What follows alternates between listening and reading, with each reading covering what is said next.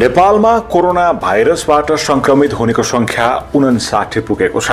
शुक्रबार रूपन्देहीका 25 वर्षीय र बाँकेका 60 वर्षीय पुरुषमा कोरोना संक्रमण पुष्टि भएको स्वास्थ्य तथा जनसङ्ख्या मन्त्रालयका सहप्रवक्ता डाक्टर समीर कुमार अधिकारीले जानकारी दिएका छन्। दुवैजनाको स्वास्थ्य अवस्था भने सामान्य रहेको र स्वास्थ्य कर्मीको निगरानीमा रहेको पनि डाक्टर अधिकारीले जानकारी दिएका छन्। त्यस्तै हालसम्म कोरोना संक्रमणपछि 16 जना निको भएर घर फर्किसकिएका छन्।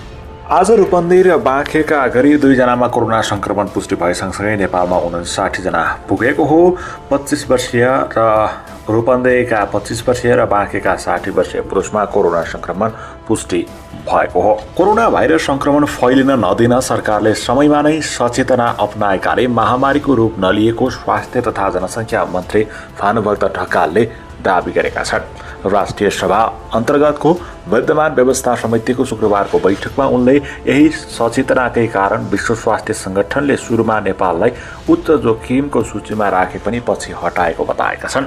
जसरी विश्वमा महामारीको अवस्था ल्याएको छ त्यसमा हाम्रो तर्फबाट गरिएका सावधानीले हामी उच्च जोखिममा छैनौं। सुरुमा विश्व स्वास्थ्य संगठनले उच्च जोखिममा राखेको थियो, पछि सबैले चालेका कदमले त्यो सूचीबाट हटाएको अवस्था छ। उनले भने यसको अर्थ हामीले हिजोभन्दा प्रगति गरिरहेका छौं। नेपालमा कोरोनाको संक्रमण उच्च नहुनुमा पछाडिको कारणबारे मन्त्री ढकालको भनाइ थियो। लकडाउन हामीले उपयुक्त समयमा नै गर्यौं। सामाजिक दूरी कायम गर्न सबै नेपालीहरूको सचेतनाले गर्दा र लकडाउनको अवस्था कष्टपूर्ण भए पनि महामारीमाथि विजय प्राप्त गर्ने भरपर्दो अस्त्र हो भन्ने बुझेर सबैले साथ दिनु भएको कारणले पनि हाम्रो मुलुकमा यो जोखिमलाई न्यूनीकरण गर्नका लागि एक हदसम्म सफलता हात पारेका छौं, मन्त्री ढकालले भने। यस्तै मन्त्री ढकालले वैशाख 25 गतेपछि लकडाउन केही खुकुलो हुने संकेत समेत गरेका छन्। मन्त्री ढकालले दैनिक जीवनयापन सहज हुने गरी लकडाउन खुकुलो हुने संकेत गरेका हुन्। सबै क्षेत्रबाट संक्रमणको जोखिमलाई मध्यनजर गर्दै लकडाउन खुकुलो बनाउने विषयमा सुझावहरू आइरहेकाले सरकारले पनि यो विषयमा आन्तरिक गृह कार्य गरिरहेको बताएका छन्। दक्षिण पूर्व एसियामा कोरोनाबाट मृत्यु नहुने 10 मुलुकमध्ये नेपाल पनि एक रहेको र दक्षिण एसियाका कोरोना संक्रमण फैलिएका मुलुकमा भुटान र मालदिव्स पछि नेपाल तेस्रो स्थानमा रहेको समेत मन्त्री ढकालको भनाइ थियो। चीनबाट आएका नेपालका पहिलो कोरोना संक्रमितको स्वाब परीक्षणका लागि हङकङ पठाउनु परेको स्मरण गर्दै मन्त्री ढकालले अहिले मुलुकमा 16 स्थानमा कोरोना परीक्षणको व्यवस्था गरिएको बताएका छन्। आज नेपालभित्रै 16 ठाउँमा कोरोना परीक्षण गरेर संक्रमित हो कि होइन भन्ने टुङ्गो लगाउने व्यवस्थामा सफलता प्राप्त गरेका छौं। अहिले हामी 16 ठाउँमा चेक गर्छौं र त्यसपछि पनि क्रस भेरिफिकेसनका लागि धरान, टेकु र नेपालगञ्जमा थप परीक्षणको व्यवस्था गरेका छौं।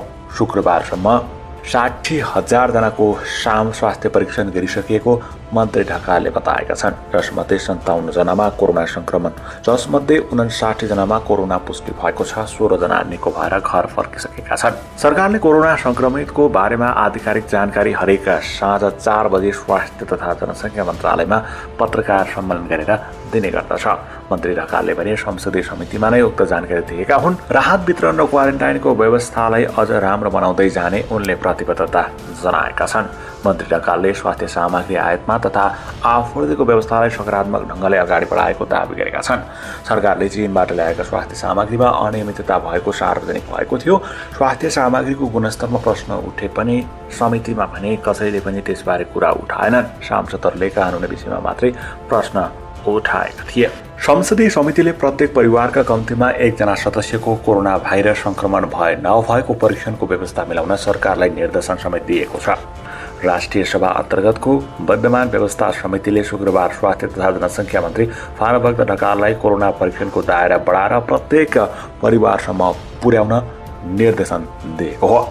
कोरोनाको परीक्षणको दायरा विस्तार गरी कम्तीमा हरेक परिवारबाट सकभर 1 जनाको नमुना छनौट गरी कोरोनाको परीक्षण गर्ने कार्ययोजना बनाई लागू गर्न स्वास्थ्य तथा जनसङ्ख्या मन्त्रालयको भण्डारलाई प्राथमिकताका साथ सबै प्रदेश र स्थानीय तहमा आवश्यक अनुरूप व्यवस्थापन गर्न र राहत वितरण प्रक्रियालाई व्यवस्थित गर्न समितिले सरकारलाई निर्देशन दिएको छ।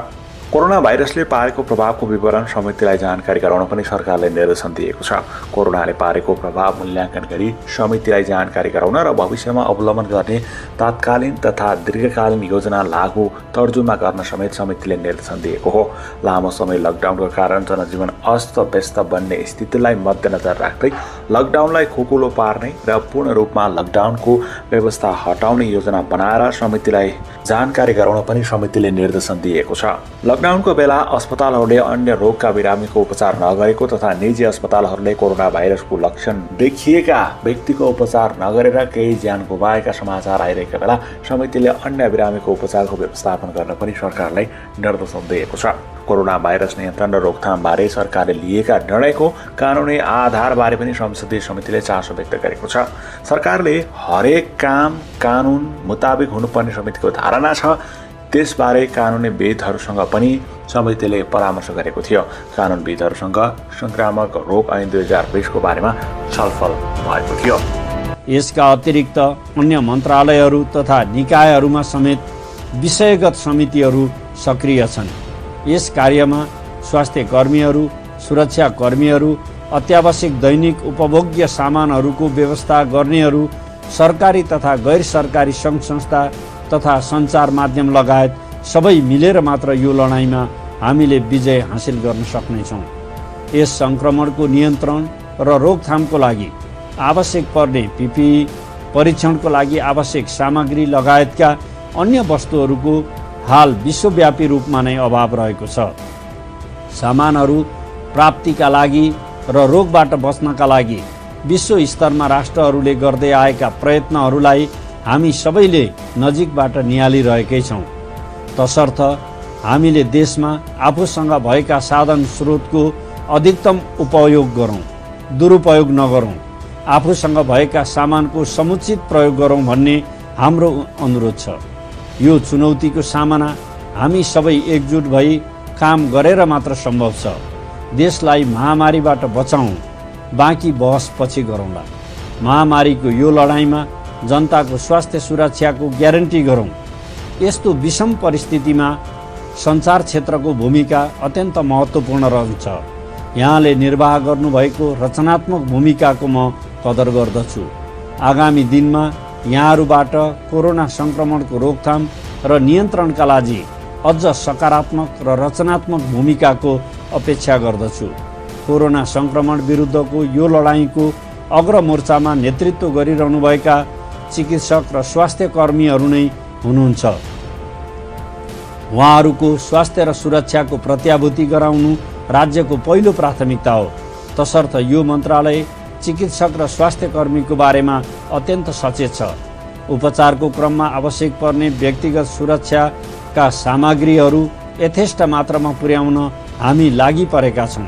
चिकित्सक, स्वास्थ्यकर्मी, सुरक्षाकर्मी, राष्ट्रसेवक कर्मचारी लगायत कोरोना सङ्क्रमणको नियन्त्रणमा खटिने जनशक्तिलाई प्रोत्साहन स्वरूप 100% सम्म भत्ता र बिमाको समेत व्यवस्था गरिसकिएको छ।